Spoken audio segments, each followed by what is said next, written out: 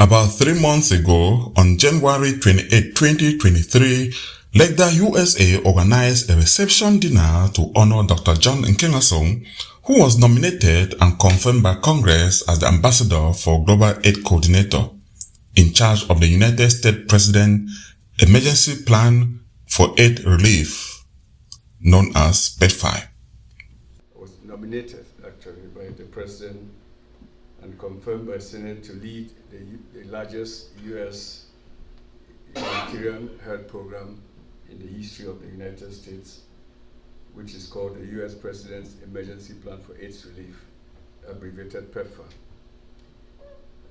I start there because you've mentioned this severally, and today, as I speak, that program is celebrating its 20th anniversary. And I am the FIT coordinator, the FIT ambassador. You may ask, what has that program done for the continent of Africa?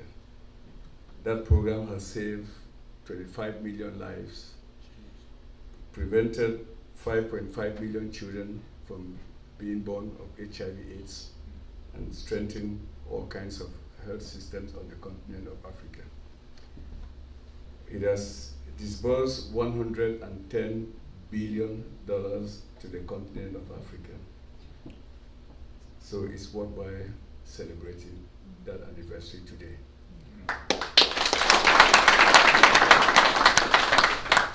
He further said, during this year, Congress will have to reauthorize the bill to continue to fund the program. Today, I'm back from the continent to gather support because this year is crucial. Congress will be debating how to reauthorize that bill because they put at my disposition every year $7 billion and for 5 years. So the last 5 years just will elapse in October. So I think I will be devoting more than 80% of my time working on the Hill to get the $7 billion to Congress to reauthorize that. And today, April 19, 2023, the United States Senate Committee on Foreign Relations started the hearing, and the chairman and the ranking members gave their opening statement, followed by Dr. John Nkengasong. Established in 2003, for most people around the world, an HIV/AIDS diagnosis was a death sentence. But 20 years later, through the generosity of the American people and one of the most successful foreign assistance programs in history, we have changed the course of human history. We have given millions of people access to life-saving treatment, and today's hearing comes at a critical time as we prepare to reauthorize the President's Emergency Plan for AIDS Relief, or PEPFAR as it is known. This next 5 years will determine whether we meet the goal of ending the global HIV/AIDS epidemic by 2030. We must not take our foot off the accelerator if we hope to be successful. So I'd like to thank our witnesses, Dr. John Nkengasong, Sir John, and Professor Mark Dybul, for appearing before us today. I look forward to your frank assessment of the state of HIV/AIDS epidemic, your thoughts on what the United States and our partners in the international community can do to achieve the goal of ending this epidemic by 2030. Because, as you know, major challenges still remain. During the Abuja summit in 2001, African leaders pledged 15% of their budgets for health. Today, only 3 countries are honoring that commitment. Of course, while we cannot achieve our goals without support from heads of state and PEPFAR countries, the United States must continue to show leadership at this crucial time. Thank you very much, Mr. Chairman. Despite which party controls Congress and the White House, over the last 20 years, the bipartisan coalition that supports PEPFAR remains strong. That's because the basic principles of effective resourcefulness, transparency, accountability, and results were part of PEPFAR's DNA from the very beginning.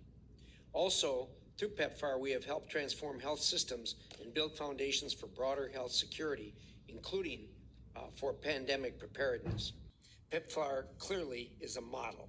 That's why it served as the model for my recently enacted Global Health Security and International Pandemic Prevention, Preparedness and Response Act. But it's also an undeniable expression of the values and interests that make us uniquely American. This is a legacy which we can all be proud of. So I urge my colleagues to join me in working to reauthorize PEPFAR without delay and without new mandates and directives. As our witnesses, I'm sure will testify, the coordinator already has the authorities required to ensure PEPFAR remains fit for purpose while preserving core U.S. values and advancing long-standing sustainability and self-reliance. This is a reauthorization, and we do not need to recreate the wheel. Also, we don't need to incorporate new directives relating to sustainability. We already did that back in 2013. Let's not bog down the process by wordsmithing what already exists. This program is too important for that. Instead, let's advance a clean reauthorization and get on with the business of rigorous oversight, including close scrutiny of PEPFAR's local implementing partners.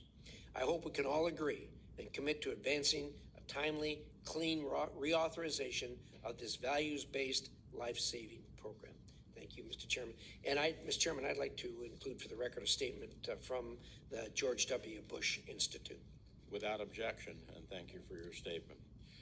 So let us turn to our first panel. With us on behalf of the administration is Dr. John Nkengasong, who serves as the U.S. Global AIDS Coordinator, Special Representative for Global Health Diplomacy. In his role, Dr. Nkengasong leads, manages, and oversees the U.S. President's Emergency Plan for AIDS Relief, where he works to prevent millions of HIV infections, save lives, and make progress towards ending the HIV/AIDS pandemic. Prior to this role, Dr. Nkengasong was appointed as the first director of the Africa Centers for Disease Control and Prevention. During his tenure, he was also appointed as one of the World Health Organization's special envoys on COVID-19 preparedness and response. He has also served in the Division of Global HIV and Tuberculosis at the U.S. Centers for Disease Control and Prevention. It was good to join you in Africa in February, Dr. Nkengasong, where we saw firsthand some of the work that we are doing. So we welcome you to the committee, and please proceed with your testimony. Thank you, Chairman Menendez, Ranking Member Rich, and other distinguished committee members. I am deeply honored to appear before the Senate Foreign Relations Committee, which has provided visionary leadership for PEPFAR since its inception in 2003. In the past 20 years, PEPFAR has saved 25 million lives. PEPFAR has strengthened health systems, and PEPFAR has changed the course of HIV/AIDS pandemic. The American people should be proud of these remarkable achievements as they are their achievements.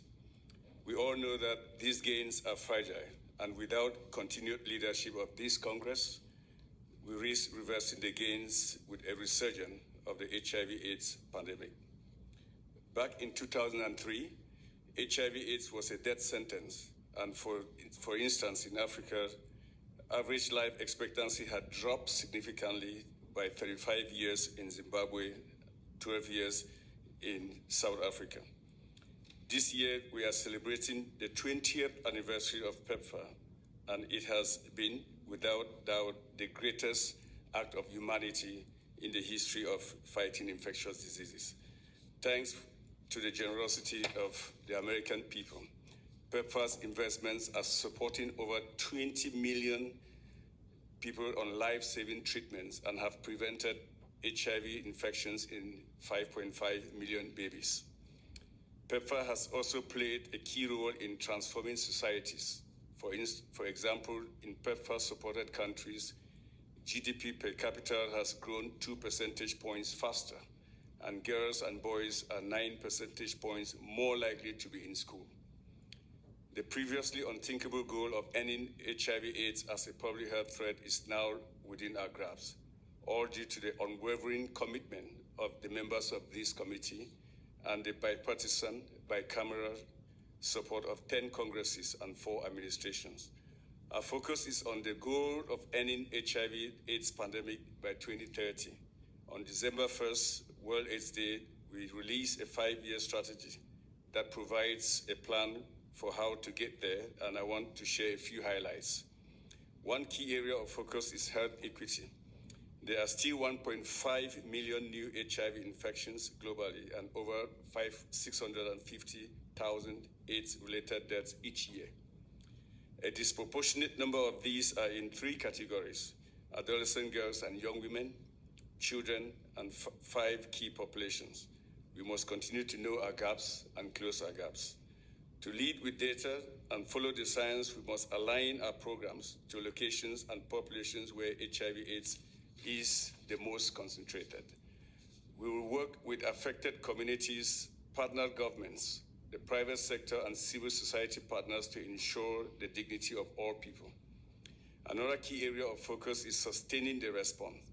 HIV is a lifelong disease, and our partner countries will be responsible for supporting millions of people on treatment for the remainder of their lives.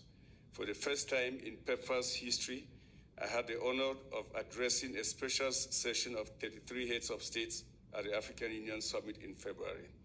That session resulted in a declaration that the head of states will host a dedicated summit later this year to develop a roadmap of action and investment to 2030. As PEPFAR, we work hand in hand with partner country governments to advance these commitments. Mr. Chairman and all members of this distinguished committee, what once was unimaginable is now very possible. That is ending HIV/AIDS as a public health threat by the year 2030. Yet our gains are incredibly fragile. If a person living with HIV does not have access to medication for just 3 weeks, their viral load will increase and they will be at risk for transmission and developing AIDS. With your leadership, we can protect our gains and reach the 2030 goals. That is why I look forward to working with this committee to reauthorize PEPFAR. Thank you for the ongoing support for PEPFAR's work, and I look forward to your questions. Well, thank you, Dr. Nkengasong. Maybe you could do a little seminar for your colleagues at the Department of State. You didn't use your full 5 minutes, so it's welcome to that. You gave us some time back. So. This hearing, which may last for several days, and will continue with question and answer or testimonies. And for more, you can log on to the United States Senate for Foreign Relations Committee. And this is Gaza Media for Community News. I am Ernest Kumba.